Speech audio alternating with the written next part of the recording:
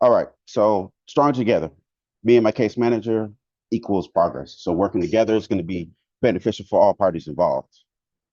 So this is basically a discussion about from surviving the system to working it in your favor. So this helps people that are dealing with substance use, justice impacted, and mental health. So our focus here is to basically make sure that you have more of a voice, more clarity, and less stress involved with working with your case manager.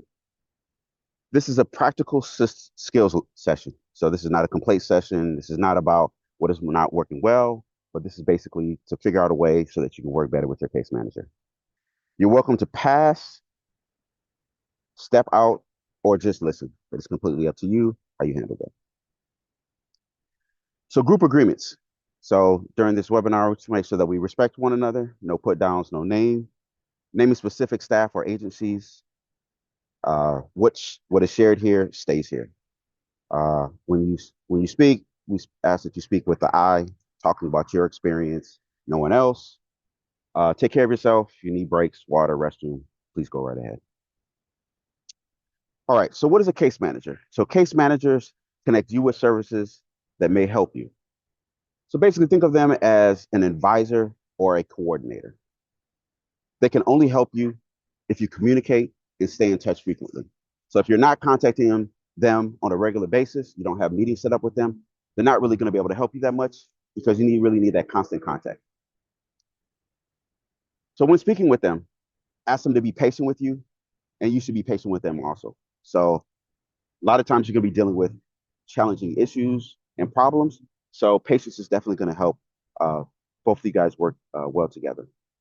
And honesty is always critical on both sides. So whatever it is, everything is held confident in confidence. So please be honest with one another. If you don't understand why you're being asked something or told to do something, ask for clarification. Ask your case manager to clarify the reason. It helps if both sides understand what each step is for. That way, it's much more likely that you're both going to engage, work together, and get things accomplished.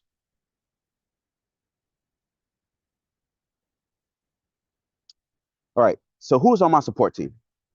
So your case manager is one of the people that are on your case management on your support team.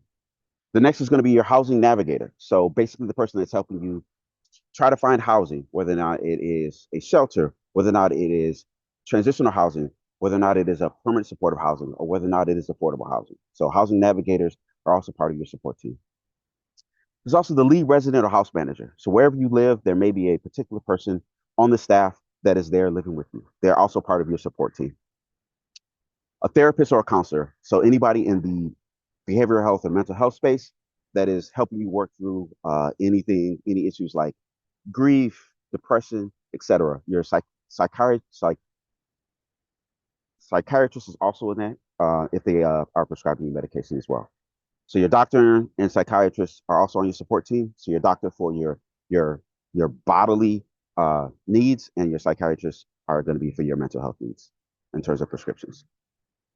Peer support or a sponsor. So if you're in AA or you have other people in your sphere, they're definitely there as well. If you're justice impacted, your parole officer um, is is also someone that will be on your support team as well. Family, friends, and community supports are also there to help. So, what is your role on the team? So, you are the captain. You are the center of your support team. So, um, as an individual with a case manager, being open and honest with the case manager about what is happening with these other team members also helps them. So they're just one part of the team, but if they don't have the complete view, it's very difficult for them to help you completely. So you also be responsible for coordinating your care instead of everyone working separately. So you are the center. So you're the key element that everyone else is connected to. So you have to be the one that is coordinating that. So communication with all the different parties involved, letting others on your support team know what's going on is important. Also, your role is to catch problems early. such as missed appointments, medication changes, relapses, or conflicts. So letting all the people on your care team know that's your responsibility and role as well. Also, share your story accurately so that you don't have to repeat everything each time. So give the complete and full story so that they know. So what case managers are and what they are not. So your case manager may connect you to resources and programs. They can help you make and follow a plan. They can coordinate with your support team. But case managers are not magicians that can fix everything overnight. So they can't just wave their hand and everything is going to be fine. It does require some amount of work and coordination with you. They're not mind readers. They don't know exactly what you want, so you have to communicate with them. And they are not in charge of your whole life. You are the responsible person. It is your life, and it is your responsibility to do with as you choose. And if you choose to make positive changes, they can be there to help you with that. So power and partnership. So your case managers, they have access to systems and paperwork that can assist you, but you have the lived experience and you know what your goals are.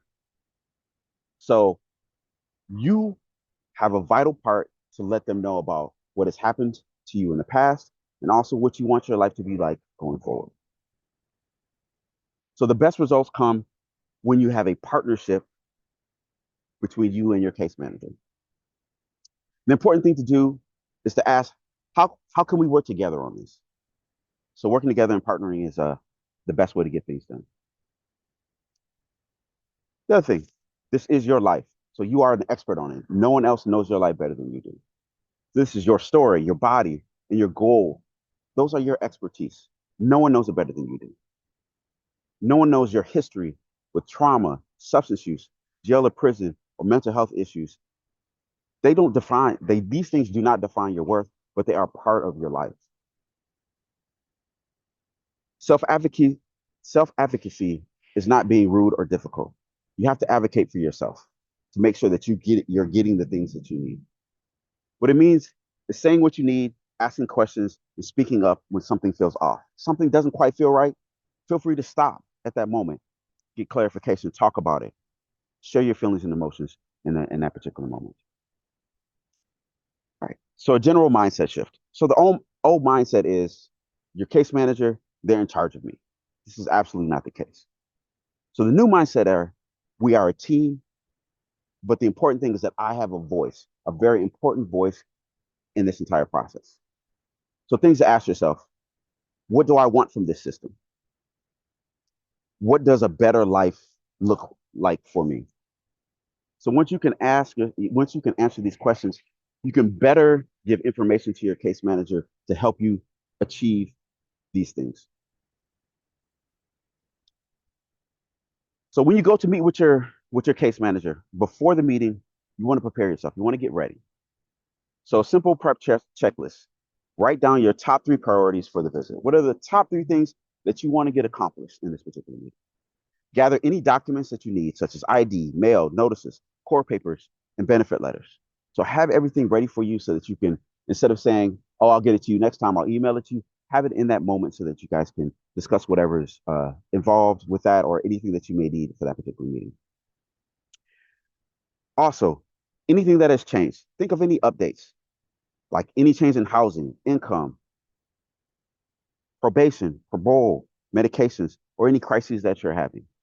Make sure that you have thought about these things before so that you don't forget to mention something with your case manager. Also, write down any questions that you want to ask that particular person. All right. So sometimes you're going to have tough days, right? So if you have a meeting with your case manager, if you're tired, you're triggered, hungover, or in withdrawal, be honest with them. Say, I'm not at my best today. Can we slow down? You know, it can still be a productive meeting even if you're not at your best. And ask, can you write down my next steps? So you can have some clarity, something to take away with you. If you are allowed, and this is not always the case, but feel free to bring peer support, sponsor, or a trusted friend with you to help you either advocate for you, speak up for you, or just be there for general support. During the meeting, speak up. Definitely use I statements. So talk about yourself. Nothing generic. Speak about your experiences, your feelings. You can say things like, I feel overwhelmed when we go too fast. I need help understanding this particular letter. Anything that you don't understand. I'm worried about losing my housing. So any fears, concerns that you have, things that you don't understand, feel free to speak up and ask for plain language. Can you explain this to me in simple terms? Or, what is the impact? How does this affect me? What does this mean for me this month? Right? Feel free to ask those types of questions to get sort of to the answer that you're looking for. All right. So case managers have a very large caseload, and there's a finite amount of time that you have to talk with them. So when you feel rushed or ignored, try saying, I know you're busy, but this is important to me. So at that moment, they can kind of click in to say, okay, let me give them a second, let me give them a moment, let me give them a little bit of focus because they really need something. Also, in terms of like time management, you can say things like, if we only have 15 minutes, what is the most important thing that we can handle today? Right? So focus on that one thing that you need to get done in the amount of time that you have to make sure that that gets done. Also, ask the schedule, right? Can we set up a longer appointment to finish this, right? A follow-up is also something that can happen. So you and your case manager won't always agree. You may think one thing, they may think another thing. So in those moments, it's okay to say, that plan does not feel safe for me, but give a specific reason as to why it doesn't feel safe for you. Or whatever you're feeling, give a reason, emotion, feeling, whatever it is, as to how you're feeling about that particular thing. Also, ask, there's many different options. So, are there any other options? Right? Another way to phrase it would be, if you were in my shoes, what would you do? Right? They're not telling you what to do, but if you're confused, you need a little bit more guidance, you can ask them, what would they do? The goal here is to solve problems, not to argue, not to fight, but to have a productive meeting to accomplish things in the meeting.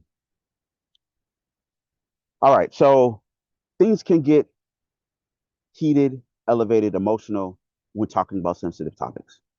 So some things that you can do to manage your emotions in the moment. It is normal to feel angry, scared, ashamed, or on edge. A couple of things that you can do to sort of ground yourself, right? Feel your feet on the floor, right? Just for a second, just to kind of ground yourself, like physically grounding yourself by feeling your feet on the floor. Another thing, breathing can help. Take 3 slow breaths, right? Just catch your breath for a second. Another thing that helps in the moment is to name three things that you see in the room. Just take your focus off exactly what's happening in this moment and think about something else that's in the room to kind of get your mind off and sort of reset. So things that you can say in these moments is, I need a short break. Take the time that you need to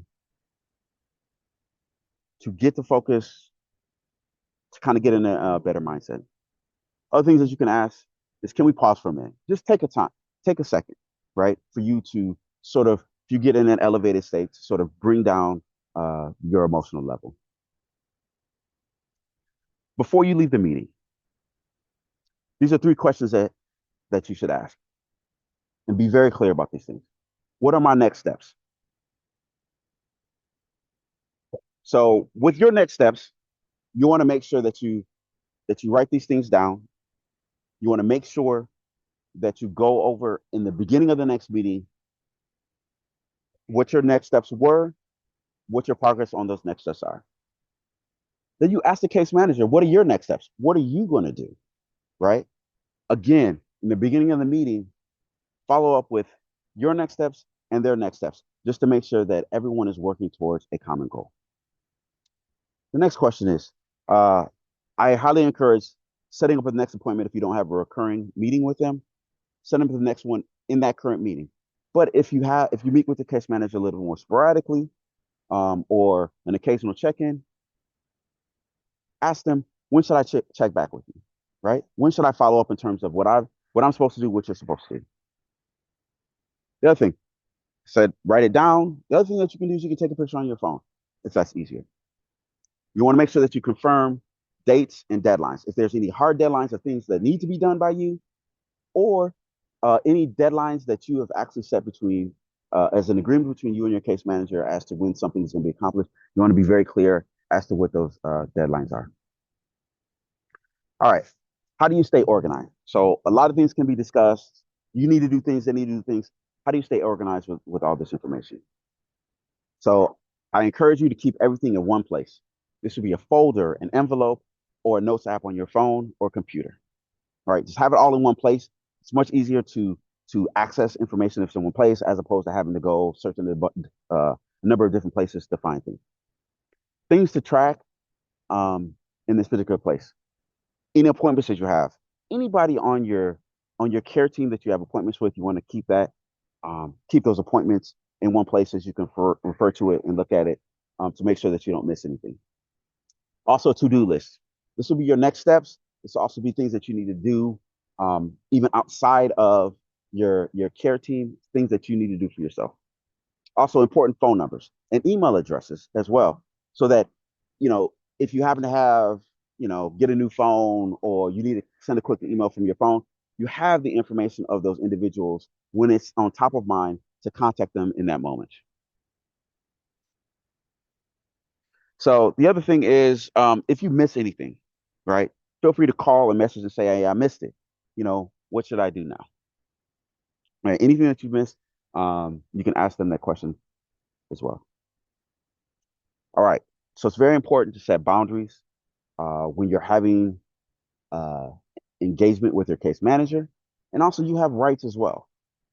So the things that you can say is that I'm not ready to talk about this right now. Like I said, there's some things that may be sensitive, triggering. If you're not emotionally ready or in a state where you want to talk about something, feel free to be honest about that. So you can set boundaries about what you are comfortable talking about. You can also push back and say, hey, why do you need that information? Right? So in those particular cases, maybe some sensitive information, but feel free to say, hey, what are you going to use this for? So you don't have to share every detail of your trauma. Right? You can simply mention at a high level or be a little bit vague, whatever comfort level that you have, but you don't have to share every detail. But it is important for them to know your traumas and your triggers. So be honest with them about that. It can help with the individual engagement that you have with them. In addition, it can also help them find additional referrals for you that could be psychiatrists, therapists, or counselors as well. So also advocating for yourself is not being non-compliant. So you have to advocate for yourself. You have to ask them and you have to make sure that they're giving you what you need. And also respecting one another. It is very difficult to get these done if there's not respect in these particular moments. And that respect goes both ways. Confidentiality and justice involvement. Ask directly. Things like, what do I share with my parole officer? Right? What stays between us? What do you have to report? And what can we talk about sort of off the record? Be honest and safe. Focus on your current goals, right? And then be honest about where you are right now. Don't lie. You can be a work in progress. I'm working on my sobriety. Also, talk about, what you want. I want to stay housed and out of jail, right? You could talk about the the the things that this would allow you to, that stability, that environment can allow you to do the other things that you want to do in your life. So substance use and mental health. So substance use and recovery. Let's be honest, slips and relapses happen, right? Recovery is a process, right? You can say and be honest about these things. You can say, I had a slip and I want to stay on track, right? So being honest with them can help them provide additional resources for you. But if they don't know what's going on, it's very difficult for them to read your mind. You can also ask things like, what can we do so that I don't lose my housing or services? All right. So also in terms of mental health, You know, be honest about what your mental state is. You know, you could talk about where you are today or what's going on, sort of over the past month or last time that you guys have met. You know, you can say things like, "I'm struggling right now." You know, I'm feeling a little overwhelmed. Can we break this down into smaller steps? Right? You know, can you repeat or write things down for me? Anything that you need in that moment, if you're feeling like things are overwhelming too much or you need to slow down a little bit, feel free to be honest with that person in that moment. When things, so there are some times that things aren't just really aren't working at all, right? In those moments, first try and talk to your case manager, you know, and tell them again how you're feeling. Examples of this would be, I feel disrespected when specific things happen, and give examples of when this is the case. Also, ask questions like, can we find a better way to communicate? Right? Everybody has different communication styles. There's a way that one person may communicate and a better way that you receive things. So make sure that you're on the same page in terms of communication. In the event that nothing changes, right? You can always ask for a supervisor or a client advocate, someone to advocate for you with this particular person. You can also ask somebody to sit in a meeting with you. Hey, am I crazy, or is this person not respecting my boundaries? Right? You can bring another person in for a different perspective. And at the end of the day, you deserve to be treated with dignity. All right. So now we're gonna go to a uh, very specific case manager action plan. So next time you talk to your case manager, I want you to list out the top 3 goals that you have for your case manager this month. Just list them out. The other thing that you want to think about is before each meeting, you will do X. All right. The other thing is, we talked about before, is have a plan in terms of meeting with your case manager. During hard moments, we talked about a couple of different options. I will say X. So just be prepared if things happen in the meeting, what you would say or how you would respond. Then at the end of each meeting, also I will ask. So we talked about some options in terms of things that you can ask at the end of your meeting. You want to be very clear as to what those things are as well, just to make sure that the meeting can be effective. You know, a way to get grounded if something happens, and at the end of the meeting, how do you want to close? The other thing that you want to think about, I talked about options in terms of your care team, but you also want to ask yourself, which people can support me, right? You can think about it for yourself. Hey, these are sort of pieces of my care team that I need. Or you can, so you want to list those things out as well. So resources in closing. So remember, you have already survived a lot. You've been through a lot. So you should give yourself some amount of grace for that. So a lot of things that I talked about in this, these are skills that you can learn and practice, but it does take practice. It's not natural for everyone to do these types of things.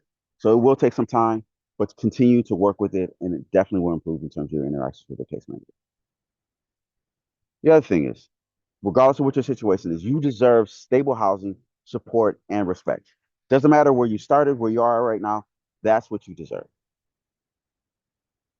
Some local resources that you can Google or look for are peer support groups, recovery groups, mental health hotlines and clinics that can help, whether that's crisis response teams or peer supports uh, advocacy. Other things that you may need as well is legal aids or advocacy groups. So that could be everything from issues with immigration, anything that you're justice impacted, anything that you have, you can work with that, or expungement of your record. Legal aid and advocacy groups can help you in those areas as well. And one thing to think about at the end of this